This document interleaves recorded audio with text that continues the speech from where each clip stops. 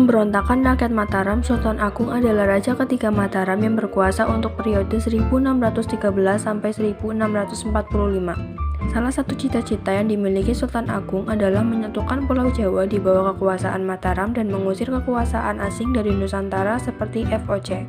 Apalagi, VOC juga terus berusaha memonopoli perdagangan di Jawa yang membuat para pedagang pribumi mulai mengalami kemunduran. Oleh karena itu, Sultan Agung sangat menentang eksistensi VOC di Nusantara, terutama di Jawa. Konflik pertama antara Mataram dan VOC terjadi pada 8 November 1618 ketika Gubernur Jenderal VOC, Jan Pieter Zoon Koen, memerintahkan anggotanya, Van der March, menyerang Jepara. Penyerangan ini membuat Mataram mengalami kerugian yang sangat besar. Hubungan keduanya pun semakin memburuk setelah Sultan Agung melarang menjual beras kepada pihak VOC. Sejak itu, orang-orang Belanda mulai membenci Sultan Agung, dan muncul tuduhan bahwa VOC telah merampok kapal-kapal orang Jawa.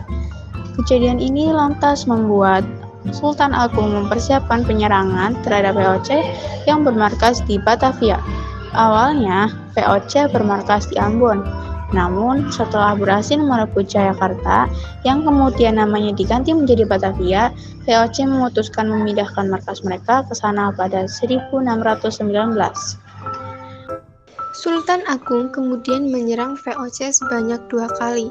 Serangan pertama Sultan Agung terhadap VOC dilaksanakan tanggal 22 Agustus 1628. Dalam serangan itu, pasukan Mataram dipimpin oleh Tumenggung Bahureksa. Tumenggung Bahureksa memimpin sekitar 10.000 prajurit Mataram yang langsung menyerang VOC dengan dahsyat. Namun, VOC langsung menembakkan meriam-meriamnya tiada henti yang memporak-porak-randakan prajurit Mataram. Pasukan Mataram pun satu persatu mulai gugur. Dengan demikian, serangan pertama yang dilakukan pasukan Mataram terhadap VOC mengalami kegagalan. Tidak kurang dari 1.000 prajurit Mataram tewas dalam pertempuran. Serangan kedua, setelah gagal diserang pertama, Sultan Agung melancarkan serangan kedua yang dipimpin oleh Kiai Adipati Jaminah, K.A. Puger, dan K.A. Prubaya pada tahun 1629.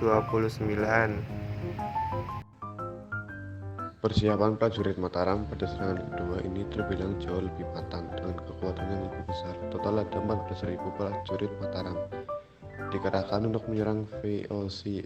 Mereka mendirikan lumbung-lumbung padi di daerah Tegal dan Cirebon sebagai perbekalan selama bertempur. Akan tetapi, rupanya VOC mengetahui hal tersebut sehingga lumbung-lumbung tersebut dibakar oleh VOC. Akibatnya, pasukan Mataram tidak memiliki persediaan makanan apapun. Kesimpulannya, Mataram kembali mengalami kegagalan dalam serangan keduanya terhadap VOC. Setelah Sultan Agung wafat pada 1645, Mataram pun jatuh ke tangan VOC.